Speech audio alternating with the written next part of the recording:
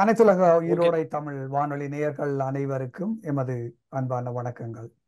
அனைத்துலக ஈரோடை தமிழ் வானொலி ஒலி ஒளி எழுத்து வடிவில் உங்கள் இல்லங்களை வந்தடையும் ஒரு தேசிய ஊடகம். தாயகம், தமிழகம், சர்வதேசம் சார்ந்து அனைத்து அரசியல் நிகழ்வுகள், நாட்டு நடப்புகள், மருத்துவம் போன்ற பலதரப்பட்ட விடயங்களை உங்கள் இல்லங்களுக்கு காவி வரும் ஒரு தேசிய ஊடகம் அனைத்துலக ஈரோடை தமிழ் வானொலி. இன்று எங்களுடன் இரண்டு முக்கியமான நபர்களை அழைத்து வந்திருக்கின்றோம். தாயகத்திலே 95ஆம் ஆண்டு இனப்படுகொலையின் ஒரு அங்கமாக நடைபெற்ற துயரம் தோய்ந்த தமிழர்களுடைய வரலாற்றில் மறக்க முடியாத மிக கொடூரமான சம்பவம் நாகர்கோவிலில் நடைபெற்றது. அமைதி புறாவாக வந்த சந்திரிகா அம்மையாரும் அவருடைய மாமனார் இராணுவ தளபதியாக இருந்த ரத்வத்தை என்ற ஒரு கொடூரனும் சேர்ந்து நடத்திய பச்சை பாலகர்களை படுகொலை செய்த படுமோசமான ஒரு துயர சம்பவம் தான் நாகர்கோவில் பாடசாலை படுகொலைகள். விமான குண்டு தாக்குதலினூடாக அந்த படுகொலை நடைபெற்றது.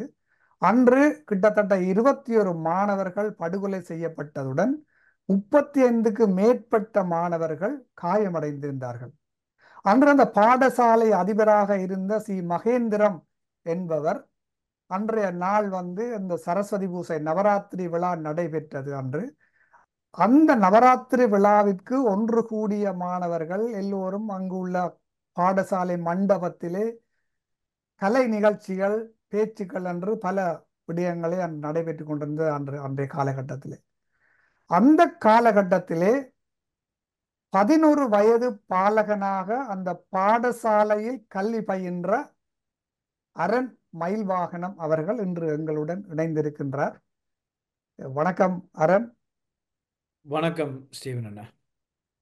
அத்துடன் எங்களுடன் தாயகத்திலிருந்து பல்வை படுகொலைகள் என்ற நூலையும் இந்த நாகர்கோயில் படுகொலைகளை உதிரம் உறைந்த மண் என்ற பெயரில் எழுதியவரும் முன்னாள் யாழ் துணை கல்வி அமைச்சருமாக இருந்த பல நூல்களை எழுதிய எல்லோருக்கும் அறிந்த திருமிகு நடராஜா அனந்தராஜ் அவர்களும் எங்களுடன் இணைந்திருக்கின்றார். வணக்கம் சார். வணக்கம். வணக்கம். நாங்கள் இன்று இந்த எனக்கு அரண். அன்றைய காலகட்டத்தில் 95ஆம் ஆண்டு 22ஆம் தேதி 9ஆம் மாதம் இந்த நாகர்கோவில் குண்டு தாக்குதல் நடைபெற்றது. அப்பொழுது அரண் அந்த பாடசாலையிலே 11 வயது சிறுவனாக கல்வி பயின்றார். அவர் தன்னுடைய அனுபவங்களை பகிர்ந்து கொள்வார். நீங்கள், நான் அறிந்த வகையில் தலைவனுடைய பணிப்பின் பேரில் நீங்கள் கள ஆய்வுக்கு அங்கு சென்று அங்குள்ள விவரங்களை எல்லாம் அறிந்து ஒரு நூலாக நீங்கள் எழுதியிருந்தீர்கள். முதலில் நாங்கள் அரண், உங்களுடைய அனுபவங்களை, அந்த நேரம் என்ன நடந்தது என்றதை பற்றியும் நீங்கள் என்ன அனுபவித்தீர்கள் என்பதையும் எங்களுடைய நேர்கள் என்று சொல்வதை விட இது ஒரு ஆவணமாக எமது அடுத்த தலைமுறைக்கு பதியப்பட வேண்டிய ஒரு காணொளி என்ற வகையில் நீங்கள் உங்களுடைய அனுபவங்களை பகிர்ந்து கொள்ளுங்கள். முடிந்த வரைக்கும் என்னால் என் ஞாபகத்துக்கு வர்ற விஷயங்களை நான் பகிர பார்க்குறேன். நாகர்கோயில் பாடசாலை படுகொலை என்று வரும்போது நிறைய சாட்சியங்கள் இப்போவும் இருக்கின்றன. அவர்களுடைய நேர்காணலும் ஒரு முழுமையான ஒரு பிக்சரை எடுக்கிறதுக்கு உதவியாக இருக்கும். நான் அந்த டைமில் 5ஆம் ஆண்டு படிச்சுட்டு இருந்தேன். நான் 83ஆம் ஆண்டு பிறந்த நான் 5ஆம் ஆண்டு படித்து கொண்டிருக்கக்குள்ள தான் இந்த சம்பவம் நடந்தது. அது ஒரு வெள்ளிக்கிழமை காலையில் நாங்கள் எல்லாரும் வழமை போல் பள்ளிக்கூடத்துக்கு போய் பள்ளிக்கூடத்தில் அந்த தேவாரம் படிக்கிறது. தேவாரம் படித்ததுக்கு பிறகு அது ஒரு சாதாரண ஒரு நாளாக தான் இருந்தது. பிறகு லஞ்ச் டைம் போல் என்னோட வீடு பள்ளிக்கூடத்தில் இருந்து ஒரு 50 மீட்டர் தூரம்தான். அப்போ நான் வீட்டுக்கு லஞ்சு சாப்பிட்டுட்டு ஆஹ், திருப்ப பள்ளிக்கூடத்துக்கு போய் கிளாஸ் ரூமில் இருக்கைக்குள்ள தான் முதல்ல ஒரு குண்டு வந்து பள்ளிக்கூடத்துக்கு பக்கத்தில் விழுகுது. அந்த குண்டு சந்த கேட்கக்குள்ள டீச்சர்மாரெல்லாம் சொல்லி நம்ம ஒருத்தரும் ஒளிம்பி ஓடாதீங்க, அப்படியே வெயிட் பண்ணுங்கோண்டு. ஆனால் ரெண்டாவது குண்டு ஆஹ், எங்களோட பள்ளிக்கூடத்துக்கு இன்னும் அருகால வந்து விழுந்த ஒரு சத்தம் கேட்ட உடனே மாணவர்கள் எல்லாம் திக்க திக்க ஆஹ், ஓடினது. அப்போ நான் வந்து ஒரு சில சக மாணவர்களோட சேர்ந்து என் வீட்டுக்கு முன்னால் இருக்கிற பெரிய புளிய மரம், அதில் 3 புளிய மரம் இருக்குது. 3 புளிய மரம் வந்து பெரிய ஒரு ஒரு கவரை கொடுக்கும். அப்போ அந்த புளிய மரத்துக்குள்ள நான் பல மாணவர்கள், நான் நினைக்கிறேன் அந்த பள்ளிக்கூடத்தில் படித்த ஒரு 20-30 விதமான மாணவர்கள் வந்து அந்த புளிய மரத்துக்குள்ள தான் வந்திருந்திருப்பார்கள். அப்படி நான் அந்த புளிய மரத்துக்குள்ள இருக்கைக்குள்ள என்னோட அம்மா வந்து வாசல்ல இருந்து என்ற பேர், என்ற அண்ணாட பேர் எல்லாத்தையும் சொல்லி கூப்பிட்டு கொண்டிருந்தது. அப்ப நான் அம்மாவிட்ட அஹ், ஓடி அந்த கேட்டுக்குள்ளால போக அந்த புளிய மரத்துக்கு மேல ஆம், குண்டு வந்து விழுந்ததை என்னால் பார்க்கக்கூடிய மாதிரி இருந்தது. ஆம், அப்போ நான் என்னுடைய அம்மா, என்னுடைய தங்கச்சி, தம்பி, அப்பா எல்லாரும் அந்த வீட்டு விராந்தை அடிக்கு போய் சேர்ந்துட்டோம். அந்த டைமில் தான் குண்டு விழுந்தது. குண்டு விழுந்த உடனே நாங்கள் அந்த அந்த இடமே புகமண்டலமாக இருந்தது. நாங்கள் எல்லாரும் நாகர்கோயில் முருகன் கோயிலுக்குள்ள, முருகன் கோயிலை நோக்கி ஓடிக்கொண்டு போனது. ஓடிக்கொண்டு போய்க்குள்ளேயே அதில் ஒரு ஒரு புள்ள வந்து காயப்பட்டு விழுகிற இதெல்லாம் என்னால் பார்க்கக்கூடிய மாதிரி இருந்தது. ஆம், போய் முருகன் கோயிலுக்குள்ள போய் இருந்துட்டு பிளெயின் சத்தம், பிளெயின் போயிட்டுது, அதன் சத்தம் இல்லை என்ற உடனே திரும்ப நாங்கள் எங்களோட வீட்டை நோக்கி மற்ற அண்ணன்மாரை தேடுறதுக்காக எல்லாரும் வந்தது. அப்பேக்குள்ள தான் அந்த கொடூர காட்சிகள் எல்லாத்தையும் என்னால் பார்க்கக்கூடிய மாதிரி இருந்தது. அந்த புளிய மரத்திலேயே எத்தனையோ பேற்ற உடம்புகள் வந்து குடல் தொங்கிக் கொண்டு இருந்தது. ஆம், ஒரு என்னோட கூட பிறந்த அண்ணா, ஆம், அவர் வந்து ஆஹ், அழுது கொண்டு இருந்தார். எங்களோட அம்மாவைய கூப்பிட்டு தண்ணி தாகத்தில் அழுது கொண்டு இருந்தது. அங்கே நாங்கள் போய் பார்த்தால் அவரும் அம்மாவை நோக்கி வந்திருக்கிறார் வீட்டுக்குள்ள. அந்த கேட்டு தாண்டி வரைக்குள்ள கேட்டில் ஒரு ஸ்ட்ராப்னல் வந்து வெட்டுப்பட்டு அவற்றை ஆம், என்ன இடுப்புக்கு கீழே ஆம், ஆள் எல்லா என்ன லிம்ஸ் எல்லாம் இழந்து தண்ணிக்காக தண்ணி வேணுமென்று கேட்டு கொண்டிருந்தவர். அதுக்கப்புறம் அப்பைக்குள்ள அவருக்கு உயிர் இருந்தது. ஆம், அவரை அங்கே ஒரு சில வாகனங்கள் நிறுத்தப்பட்டிருந்தன. அந்த வாகனங்களில் பூட்டில் ஏற்றி மந்திய ஹாஸ்பிட்டலுக்கு கூட்டிக்கொண்டு போனது. கூட்டிக்கொண்டு போய் அவர் ஹாஸ்பிட்டலில் இருந்தது. அன்றைய நாள் வந்து என்னுடைய பெரியப்பாட பிள்ளைகள் 3 பேர் அந்த ஸ்பாட்டிலேயே இறந்தது. மொத்தமாக 23 மாணவர்கள்.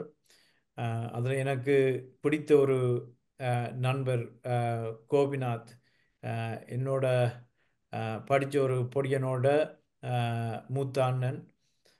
அவர் வந்து குடல் தொங்க அந்த புளிய மரத்தில் தூங்கி கொண்டு இருந்த காட்சி என்னால் இன்றைக்கும் மறக்க முடியாது. நான் இன்றைக்கு இந்த ஆஸ்திரேலிய நாட்டுக்கு புகலிடங்கோரி வந்து 28 வருடங்களாக போகுது.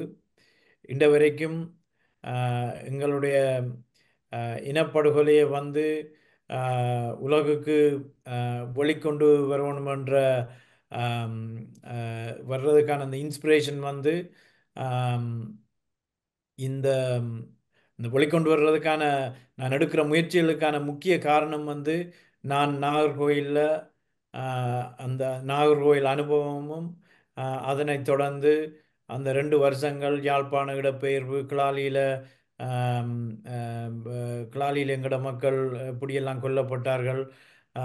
அதுகள் தான் வந்து இன்றைக்கும் என்ன ஆம், நான் செய்கிற வேலைகளுக்கு காரணமாக இருக்குது. அதான் இதுல முக்கியமான ஒரு விடயத்தை நான் இதுல பதிவு செய்யணும் தான். ஏற்கனவே உங்கள்ட்ட இது சம்பந்தமாக நான் உங்கள்ட்ட ஒரு பதிவு ஒன்று எடுத்திருந்தோம். நீங்கள் இவ்வளவு, அதாவது சந்திரிகாண்ட காலத்திலே தான் இந்த செம்மணி படுகொலைகள், நவாலி தேவாலய படுகொலை, நாகர்கோவில் படுகொலை, கிளாலி படுகொலை என்று நிறைய படுகொலைகள் வந்து சந்திரிகா ரத்வத்த காலத்தில் நடைபெற்றது. ஆனால் நீங்கள் இவ்வளவு காலத்தில் ஆஸ்திரேலியாவில் இருந்தும் கூட இந்த எங்களுடைய மக்களுடைய அவலங்களையும் இனப்படுகொலையும் கண்ணால் கண்ட சாட்சி என்ற விதத்திலே உங்களுடைய உணர்வுகள் இன்றும் நீங்கள் ஆஸ்திரேலியாவுக்கு வந்த பிறகும் உங்களை ஒரு சமூக சேவையில ஈடுபடுத்தி நீங்கள் அங்கு வருகின்ற ஈழத்தமிழ் ஏதலிகளுக்கு வந்து நீங்கள் நிறைய உதவிகள் செய்து கொண்டிருக்கின்றீர்கள். உங்கள் பணி வந்து நிச்சயமாக அதுக்கான பலனை நீங்கள் கண்டிப்பாக அடைய வேணும் என்று கூறிக்கொண்டு, வணக்கம் சார். நீங்கள் உங்களுடைய அந்த வணக்கம். அப்ப அந்த நாகர்கோயில்ல அந்த குண்டு தாக்குதல் நடந்த பிற்பாடு தேசிய தலைவருடைய பணிப்பின் பேர் நீங்கள் உடனடியாக அந்த களத்துக்கு சென்று கலாய்வு செய்திருக்கின்றீர்கள். அந்த அனுபவத்தை கொஞ்சம் பகிர்ந்து கொள்ளுங்கள்.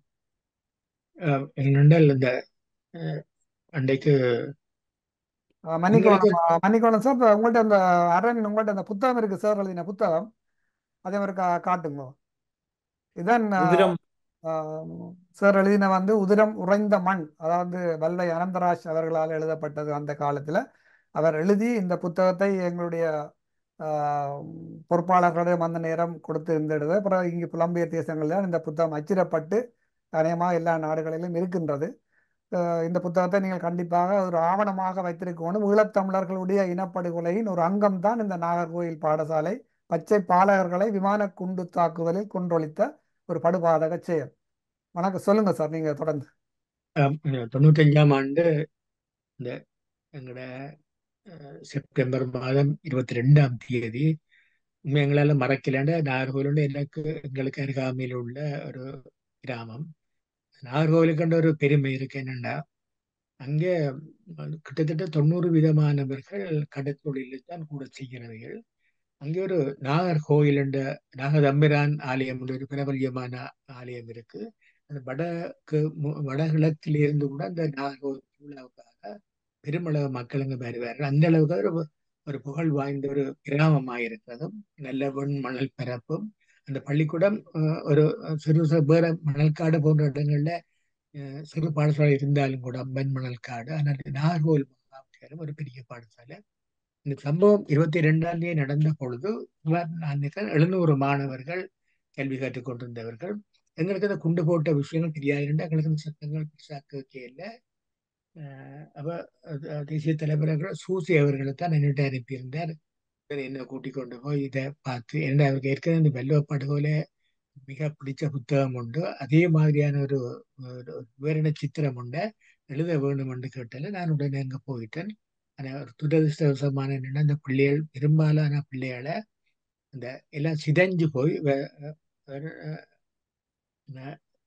அருண் சொன்னது மாதிரி எல்லா அங்கங்கள் வேறையாக தசைகள் கிழிஞ்சு எல்லாம் இருந்தது. அது அந்த பிள்ளைகளை தூக்க முடியாத நிலையில் இருந்தது. அப்ப என்ன செய்யறேன்னா அந்த பக்கத்துல ஒரு கோயில் உண்டு, சின்ன கோயில் உண்டு, எனக்கு மறந்துட்டு அந்த கோயில். கோயிலுக்கு இந்தியாவில பக்கத்துல எல்லாம் இந்த சொன்ன மாதிரி இந்த மரங்கள் எல்லாம் தசை துண்டங்கள் ஒட்டி கொண்டு நான் போய் பார்த்தபோது எனக்கு இந்த விரைத்து போக்கு என்னென்றால் ஒரு நாள் இப்படியான காட்சியை காண இல்லை. இறந்ததை பார்த்துருக்கிறோம், சித்துக்கள் எல்லாம் எல்லாம் பார்த்து எல்லாம் தூக்கி எல்லாம் ஃபர்ஸ்டே கூட செய்திருக்கிறாங்க. ஆனா அந்த தசை துண்டங்கள், இந்த குழந்தைகள் இந்த உடல் உறுப்புகள் எல்லாம் அங்கே கொண்டு இங்க கொண்டா தொங்கி கொண்டு இருந்த பார்த்த உடனே எனக்கு விரைத்து போச்சு. எங்கள்கிட்ட அந்த இந்த புகைப்பட வசதிகள் எங்கள்கிட்ட இல்லாத ஒரு பெரிய ஒரு தாக்கம் என்னட்டு எங்கள்கிட்ட இல்லை. இப்போ நான் பார்த்தா எல்லாம் கிடங்கொண்ட கிண்டி நாங்கள் உள்ள இளைஞர்கள் எல்லாம் அதுக்குள்ளேயே இந்த பிள்ளைகள் இந்த இதை உடலை போட்டு காட்டு நான் போக எல்லாம் மூடி அப்பதான் மூடிக்கொண்டு இருக்கிறேன். பின்னேறம் போலதான் போனான். அதனால நான் இந்த பள்ளிக்கூடத்தை பார்த்த பொழுது இந்த பள்ளிக்கூடத்துல இந்த இந்த வெள்ளை சட்டைகள் எல்லாம் ரத்தம் தோய்ந்திருந்தது. ஒரே சிவப்பா எல்லாம் கரை இந்த கிழிஞ்ச அந்த புத்தக பைகள் எல்லாம் ரத்தம்.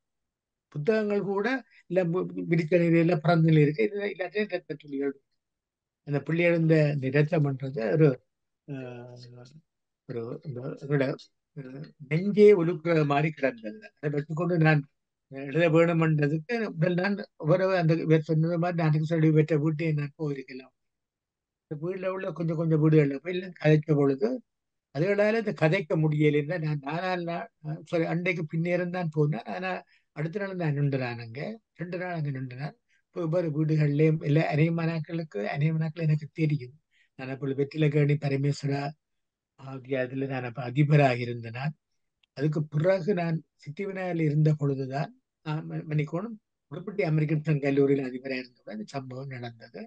நான் போய் கொஞ்ச நாள் எல்லாரோடையும் கழிச்சு எல்லா விடயங்களையும் தொகுத்த பொழுதுதான் இது இவ்வளவு ஒரு பாரதூரமான சம்பவம் நடந்திருக்கு என்று நான் இதை எழுத தொடங்கினேன். அது என்ன மாதிரி அது என்னன்னா நாகர்கோவில்ல குண்டு வீசுறதுக்கு முதல் 2 நாட்களுக்கு முன்னரே மணல்காட்டு பகுதியெல்லாம் மக்களை நோக்கி விமான தாக்குதல்களும் எறிகண தாக்குதல்களும் கடல்ல இருந்து பீரங்கி தாக்குதலும் அடிக்கப்பட்டது. அதிலே முதல் நாளே 3 பள்ளிகள் இறந்திருக்கு, பள்ளிக்கூட பள்ளிகள். அது கணக்குல வரே இல்லை. 3 பிள்ளை தான் அவர் 21 24ன்னு சொன்னது. உண்மையான 24 தான், 21ங்கிற கணக்குல வந்திருக்க ஒழிய இல்ல முதல் நாள் அந்த பாடசாலை அதிபரும் இதுல ஒரு இடத்துல பதிவு செய்திருக்காருன்னு சொன்னா அவர் அன்றைக்கு அந்த சரஸ்வதி பூசி என்றபடியால் அரசு பூசி. பாடசாலைக்கு சைக்கிள்ல வந்திருக்கிறார். ஓ அப்ப அந்த மணற்காட்டுல முதல் குண்டு விழுந்திருக்கு காலம் மணக்காடு 7:30 மணி போல. அப்ப காலையில ஆட்கள் சொல்லிக்கிறோம் சார் அந்த பக்கம் போகாதீங்க குண்டறிகிறாண்டு. அப்ப இவர் இல்ல புக்காரா தானே அது கொஞ்ச நேரத்துல போயிடுவான்ட்டு அங்க பிள்ளைகள் வந்து நான் சரஸ்வதிக்கு நான் பிள்ளைகள் அங்க போகணும்னு போட்டு அங்க பாடசாலைக்கு போயிருக்காரு அதிபர். அப்ப மணற்காட்டுல விளையாட்டுல அவர் அங்க போய்கொண்டு இருக்கிறாரு என்ன. ஓ காலை 7:30 மணி போல அந்த குண்டுகள் போடப்பட்டு அதுல 3 4 மற்ற இந்த கடத்தொழிலுக்கு போயிட்டு வந்தாக்கள் கூட இறந்திருக்கு. அன்றைய காலம் நடந்தது. பிறகு அதை எதிர்பார்க்கையில பள்ளிக்கூட பிள்ளைகள் எல்லாம் வளம போல அது இந்த வடமராட்சி கிழக்க பொறுத்தவரையில கல்வி என்றதுக்கு ஒரு முக்கியத்துவம் கொடுக்குற பிரதேசம், ஒரு கட்டுப்பாடான வாழ்க்கை ஒன்று அங்கே இருக்கு. அப்ப எல்லா பிள்ளைகளும் ஓரளவுக்கு அங்க வந்துட்டோம். 2 பிள்ளைகளும் சொன்னது மாதிரி அந்த சரஸ்வதி பூசை நடந்தவுடைய பிரார்த்தனை எல்லாம் நடந்து அதுல நல்லா பாடின பிள்ளையும் கூட அதுல காயப்பட்டு இறந்திருக்கிறாங்க. அது உட்கார விமானங்கள் வந்து அடுத்தடுத்து 15 குண்டுகளை போட்டாங்க. முதல் அந்த வேலியோட அந்த முட்கம்பி வேலியா இருந்தது பள்ளிக்கூடத்துக்கு முன்னால.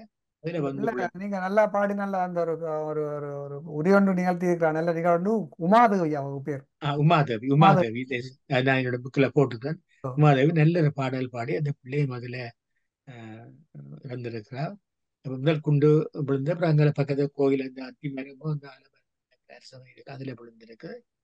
அடுத்தடுத்த 2 குண்டுகளும் பள்ளிக்கூடத்துக்கு விழுந்தது. அப்ப அந்த இதுல அந்த சத்தம் அது எல்லாம் அங்க உள்ளாக சொல்லிச்சுன்னா நாகர்கோவில் கிராமம் முழுக்க அந்த அவல குரல் கேட்டது. ம். நவாலி படுகொலை நடந்த போல எப்படி ஒரு அவல குரல் அந்த நவாலி கிராமம் முழுக்க எதிர்த்ததோ அதே மாதிரி நாகர்கோவில் ஒரு பரந்த வழி, அந்த வழியில அந்த பள்ளிக்கூடம் இருந்தது. அந்த கிராமத்துல எல்லாம் அதிர்ந்து போச்சுனா வந்து ஓடியோட ஒவ்வொரு பேரண்ட்ஸும் ஓடி ஓடி தேடினவங்களோட பிள்ளைகள் ஆனா அவையிலும் போக முடியாம இருந்தது. செல்லும் அடிச்சு கொண்டு வந்தாங்க அந்த நேரம். அப்ப ம். இந்த ஒரு மிக மிலேச்சத்தனமான ஒரு படுகொலைகள் நடந்ததுன்றது நாங்கள் இதை கண்மூடி கொண்டு பார்த்து கொண்டு இருக்கல. அது அவ்வளவு பச்சை குழந்தைகள் அவங்க என்ன ஆயுதமின்றி போராடின பிள்ளைகள், ஆயுதமின்றி போராடுற பிள்ளைகள் எல்லாம் பச்சிலம் எல்லாம் 11ஆம் வகுப்புக்கு உட்பட்ட பிள்ளைகள். பிள்ளைகளா. இங்க இளவல இல்ல 11ஆம் வகுப்புக்கு உட்பட்ட பிள்ளைகள் சின்ன பிள்ளைகள். அந்த பிள்ளைகளை இந்த அலறி துடிச்ச காட்சி அதை சொல்லுவேன். இந்த எல்லாம் சொல்லிக்கா நான் என்ன எனக்கு இல்லை நான் இந்த முழுமையா என்ன எழுத முடியாம இருந்தேன். அவைகளோட கதையிலே தெரிஞ்சது எப்படி அந்த கிராமம் அந்த நேரம் அல்லோலப்பட்டுதான்றது. அந்த தசைகளை தொங்கிக் கொண்டிருந்தா நான் பார்த்தேன். அந்த ஆமா. மரங்கள்லயே அந்த கோயில் சுவர்கள்லயே அந்த தசைகள் தொங்கிக் கொண்டிருந்தது. அந்த இந்த அவ்வளவு இந்த பிள்ளைகள் இந்த சிதறி போன உடுப்புகள் புத்தகங்கள் எல்லாம் கூட அது கூட பற்றி தான் காட்டேன். ஏன்னா அதை திரும்ப பாவிக்கல, அதை பார்த்து கொண்டிருக்க மேல இப்படியான ஒரு சூழல்ல நாகர்கோவில் மகா வித்தியாலய மாணவ படை இது வந்து அரசாங்கத்துக்கு தெரியும். வெட்ட வழியில ஒரு பாடசாலை கட்டிடம் இருக்கிறது. அதுவும் மேல அந்த ரெட் குரஸ் ஒன்றும் போட்டிருந்தேன் பள்ளிக்கூட கூறி ஒன்றில் ம். இந்த செஞ்சிருவேன் இந்த ஒரு பாதுகாப்பான அதை பார்த்து அதை நோக்கித்தான் அடிச்சது. நவாலி படுகொலையும் பொழுது நவாலி சேர்ச்சை நோக்கி எப்படி குண்டுகள் வீசப்பட்டதோ சேர்ச்சை தெரிஞ்சு வீசப்பட்டதோ அதே போன்று நாகர்கோவில் பள்ளிக்கூடம் தெரிஞ்ச நிலையில தான் இந்த குண்டுகள் வீசப்பட்டது. இதுல ஒரு பிள்ளை நான் போய் இதுல கொஞ்சம் பேர் அம்மன் ஹாஸ்பிட்டல்ல உண்டே அட்மிட் பண்ணியிருந்தவர்கள். அந்த நேரம் எங்களுக்கு போக்குவரத்து வசதிகளும் மிக குறைவா இருந்தது. எரிபொருள் தடுப்பு இல்லாத இதுல டிராக்டர் வழியும் இந்த டூ வீலர்ஸ்ல இருந்து கொண்டு போய் அங்கே சேர்த்து அப்புறம் அங்கே இருந்து மந்திய கொண்டு போய் ஞாபகம் நாட்கள் அட்மிட் பண்ண அங்கே அட்மிட் பண்ணாக்களே தலைவர் சேர்த்திருக்கணும். 4ஆம் நாள் ஹாஸ்பிட்டலுக்கு போய் பார்க்க போனார். அங்கேயும் கொஞ்சம் பேரை படுத்து பார்க்க போகும்போது அங்கே ஒரு பிள்ளை சுபாஷினி அந்த பேர் ஞாபகம் இல்லை, 6 வயது பிள்ளை உண்டு. பெட்ல படுத்துக்கிறா, கால் பெட்ஷீட்டால மூடி இருக்கு, தாய் நிக்கிறா.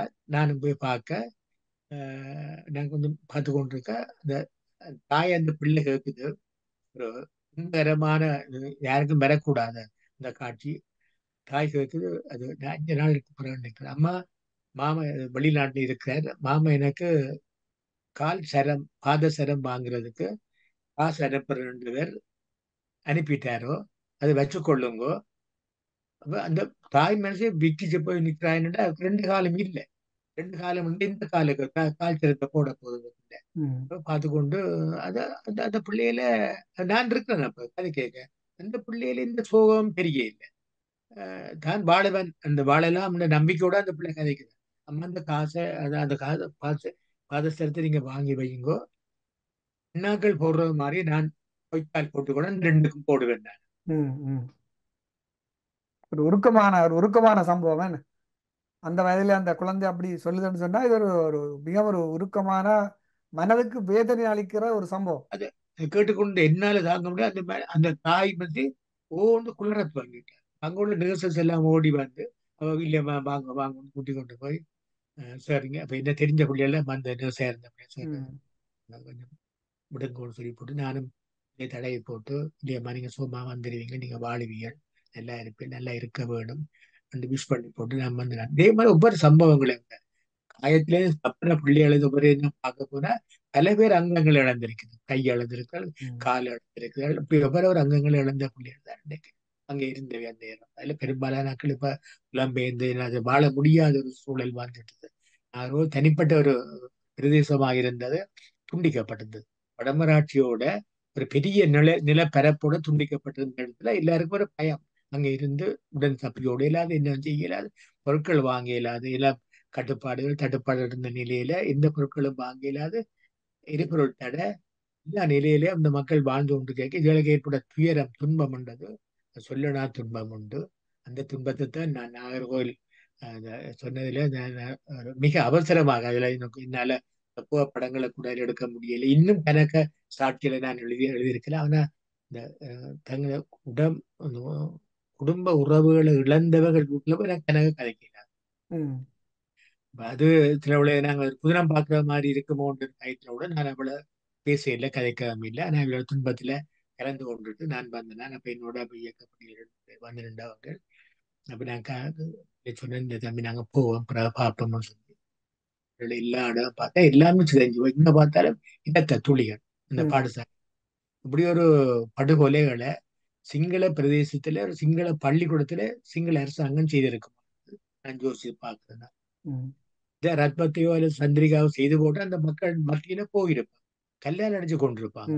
நாங்கள் 2ஆம் தர பிரஜைகளை வாய்மூடி மௌனமாக நாங்கள் இருக்க வேண்டிய நிலையில இருக்கிறோம்.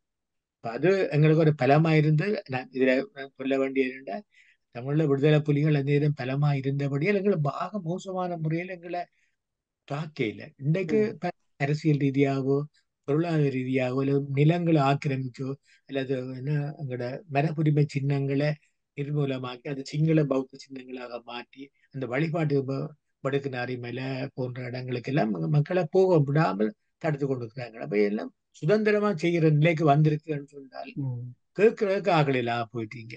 30 வருட ஆயுத போராட்ட காலத்தில் தான் தமிழர்களுடைய மரபுரிமைகளும் தமிழர்களுடைய பூர்வீக காணிகளும் பாதுகாக்கப்பட்டதில் என்றது எந்த மாற்று கருத்தும் இல்லை. இன்றைக்கு அந்த 30 வருஷ போராட்டம் இல்லை என்றால் 30 வருஷத்துக்கு முன்பே எங்களுடைய நிலங்கள் எல்லாம் அபகரிக்கப்பட்டிருக்கு. இதை எப்படி இனப்படுகொலை செய்தவர்களால் இன்று யாழ்ப்பாணத்துக்கு வந்து வாக்கு பிச்சை கேட்பதற்கும் அவர்களுக்கு செம்பு காவிரத்துக்கு சுமந்திரன் போன்றவர்கள் இன்று அங்கு வேலை செய்வதும் ஒரு மிகவும் ஒரு கேவலமான ஒரு விடயம் ஈழத்தமிழர்களுடைய வரலாற்றில். இப்படி இவர்கள் இந்த அரசியல்வாதிகளுடைய இல்ல இதுல காலங்காலமா இந்த மண்ணுக்குள்ளே வாழ்ந்து பல்வேறு போராட்டங்கள் தந்தை செல்வா இருந்த பொழுது தலைவர் தேசிய பிரபாகரன் அவர்களுக்கு முதல் தேசியத்தை வளர்த்தவர் தந்தை செல்வா. அவரோட வளர்ந்தவர்கள் மனதில் உணர்வு இருந்தது. ஆனா இங்க இருந்து கொழும்புல வளர்ந்து கொழும்புல படிச்சு கொழும்பு அரசியலுக்குள்ள வாழ்ந்த ஒருவர் இங்க வந்து அது எனக்கு ஆச்சரியம். சுமந்திரன் வடமராட்சி கிழக்கண்டது எனக்கு பிறகுதான் தெரியும். ம் அவர் தேசிய பட்டியல் எம்பியா வந்து தெரிவு செய்யப்பட்டது. இங்க இருந்து யாருமே பாவிக்காம இருந்த வீட்டை தாண்டியோ தாயின் வீடு குடத்தினை நினைக்கிறது அருண் குடத்தினையில இந்த வீடை திருத்தி தான் வடமராட்சி கிழக்கு என்று சொல்லிக்கொண்டு இன்றைக்கு எலெக்ஷன் கேட்கிறாரு. இன்னைக்கு எவ்வளவு மோசமான வீழ்ச்சி பாருங்க. ம் இன்னைக்கு சஜித் பிரேமதாஸ் ஒரு கூட்டத்துல பேசுறார். பிரபாகரன் அவர்கள அவன் இவன் ஏக வசனத்துல ம் பயங்கரவாதி என்று அவன் பேசுறாரு இருந்தோம். ஆமாம் அவருக்கு கொண்டு வந்து அவருக்கு சப்போர்ட் பண்ணணும்னு டவுன் மக்களை கேட்டுக்கணும். ம் இவன் என்ன அனுரகுமாரா அனுரகுமார சொல்றாருன்னா திசாநாயக்க எந்த வகையிலேன்னு நான் வடகிழக்க நினைக்க மாட்டேன். ஏன்னா அவர்கள் வடகிழக்கு பிடிச்சது அவங்கள்ட்ட பிடிச்சவங்கல்ல ஜேவிபி. நாமராஜாவும் சொல்றார் தமிழ்நாடு திருத்த சட்டத்துக்கு அமல்படுத்தவே மாட்டேன். இப்படிப்பட்ட ஆட்களுக்கெல்லாம் ரணில் விக்ரமசிங்க தமிழ் விடுதலை புலிகள் இயக்கத்தை பிளவுபடுத்தினது அவர். இனப்படுகொலை செய்த மைந்தனுடைய மைந்தர் நாமல் ராஜபக்ச இன்று நாமல் யாழ்ப்பாணத்தில் வந்து யாழ்ப்பாணத்தில் சாதி பிரச்சனை பெரிய பிரச்சனை சாதி சொல்லி இன்றைக்கு மேடை போட்டு பேசுற அளவுக்கு இன்றைக்கு நாங்கள் ஒரு கீழ்நிலைக்கு போயிட்டோம். சாதி பிரச்சனை கலைக்கிற இன்றைக்கு அளவுக்கு தூக்கி வந்து கட்சி காட்சி கொண்டு கலக்கி இருக்கு இன்றைக்கு யாழ்ப்பாணத்துல. அது மக்கள் கொஞ்சம் எழுச்சி வைத்து கொஞ்சம் கல்லறிந்த அவனுக்கு அடுத்த படிப்பு இருக்கு. நீ என்ன கல்லர் விழுந்திருக்கிறது. என்ன கதைக்கலான்ற நிலையில அவர் ஓடி போய் தாய்க்காரி மீது ஓடி போய் பக்கத்துல நின்று எல்லாம் எவ்வளவு நீங்க அழியுங்களே. ஆனா இப்ப எங்களோட வாக்கு கேட்க வாங்க அதான் அந்த நிலையில நாங்க தமிழ் மக்கள் இருக்கிறோம். நல்லது. நாங்கள் அரண் நீங்கள் இந்த நாகர்கோயில் மகா வித்தியாலயத்தில் நடைபெற்ற இந்த நீங்கள் வாழும் சாட்சியாக இருக்கின்றீர்கள். உங்களுக்கு 11 வயது, இப்ப எல்லா விடயங்களையும் ஞாபகம் இருக்கும் என்று சொல்ல முடியும். ஆனால் இருந்தாலும் நீங்கள் உங்களுடைய மனதில் இருக்கிற அத்தனை விடயங்களையும் நீங்கள் பதிவு செய்திருக்கின்றீர்கள். வேறு விடயங்கள் இருந்தாலும் நீங்கள் இதில் பதிவு செய்தால் நல்லது. நான் நினைக்கிறேன் நாகர்கோயிலில் இருந்த அந்த குண்டு தாக்குதலில் மிச்சமாக இந்த உயிர் தப்பி இருக்கிறது நீங்கள் ஒரு ஆள் மட்டுமல்ல, இன்னும் பல பேர் இந்த புலம்பெயர் தேசங்களிலே இருப்பார்கள். அவர்களையும் தேடி வந்து நாங்கள் இதுகளை ஒரு பதிவாக கொண்டு வர வேண்டும் என்ற அடுத்த தலைமுறைக்கு பதியப்பட வேண்டும். இவ்வளவு கொடூரம் எங்களுடைய இனத்துக்கு நடந்தது சிங்களவர்களால் நடந்தது, சிங்கள அரசால் நடந்தது. ஒரு நாட்டுக்குள்ளே வாழ்ந்த ஒரே மக்களை இப்படியெல்லாம் கொலை செய்தார்கள், இனப்படுகொலை செய்தார்கள் என்ற விடயத்தை நாங்கள் அடுத்த தலைமுறைக்கு பாய்ச்ச வேண்டியது வந்து எங்களுடைய கடமை. அரண், நீங்க கதை. நிச்சயமா இந்த ஒவ்வொரு படுகொலைகளும் நாங்கள் எங்களை மக்கள் வந்து அனுபவித்த ஒவ்வொரு துன்பங்களும் வந்து கண்டிப்பாக நாங்கள் ஏதோ ஒரு வகையில் பதிவு செய்து வைக்க வேண்டியது. அந்த வகையில் இப்போ இந்த நேர்காணல் வந்து முக்கியமானதாக நான் பார்க்குறேன். நாகர்கோயில் குண்டுவெடிப்பை பொறுத்த வரைக்கும் ஐயா சொன்ன மாதிரி அது வந்து இலங்கை அரசாங்கத்துக்கு மாணவர்களை நாங்கள் கொலை செய்கிறோம் என்று தெரிஞ்சுதான் கொலை செய்தது.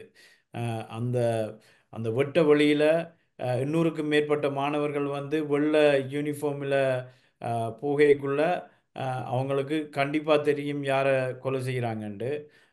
திட்டமிட்டு மாணவர்களை டார்கெட் பண்ணி கொலை செய்தது தான் நாகர்கோவில் படுகொலை. அதுக்கு முன்னாடி நடந்த ஒரு சம்பவம் உண்டு. என்ன ஒரு 2 வீக்ஸுக்கு முன்னாடி நினைக்கிறேன், நாகர்கோவில் குண்டுவெடிப்புக்கு 2 வீக்ஸுக்கு முன்னாடி எனக்கு நல்ல ஞாபகம். ஹெலிகாப்டரில் வந்து துண்டு பிரசுரங்கள் போடப்பட்டது கிராமத்தில். துண்டு பிரசுரங்கள் என்ன மாதிரி என்றால் இந்த உங்களோட கிராமத்தில் வந்து இராணுவ நடவடிக்கை நடந்தால் நீங்கள் வந்து இருக்க வேண்டிய இடங்கள் பள்ளிக்கூடத்துக்குள்ள அல்லது கோயில்களுக்குள்ள தஞ்சங்கோரணும், நீங்கள் வெளியில் இருக்கக்கூடாதுன்னு சொல்லி துண்டு பிரசுரங்கள் ஹெலிகாப்டரில் கொண்டு வந்து டிஸ்ட்ரிபியூட் பண்ணினது. அதுக்கப்புறம் இப்போ நவாலி செயின்ட் பீட்டர்ஸ் சர்ச், அப்புறம் நாகர்கோவில் படுகொலைன்றது இதெல்லாம் வந்து மக்களை வந்து இப்படியான இடங்களுக்குள்ள போய் இருக்க சொல்லிட்டு அதே இடங்களை தாக்கினன்றது என்னை பொறுத்த வரைக்கும் அது திட்டமிட்டு செய்யப்பட்ட ஒரு படுகொலையாக தான் பார்க்க வேணும். அதுவும் அரசாங்கம் வந்து திட்டமிட்டு செய்த படுகொலை. ஏன்னா மக்கள் எல்லாரும் ஒருமிச்சு ஒரு இடத்துல வர வச்சு எவ்வளவு கூடி தமிழர்களை கொல்லலாமோ அதுதான் அவர்களுடைய டார்கெட், அதான் அவர்களுடைய எய்ம்.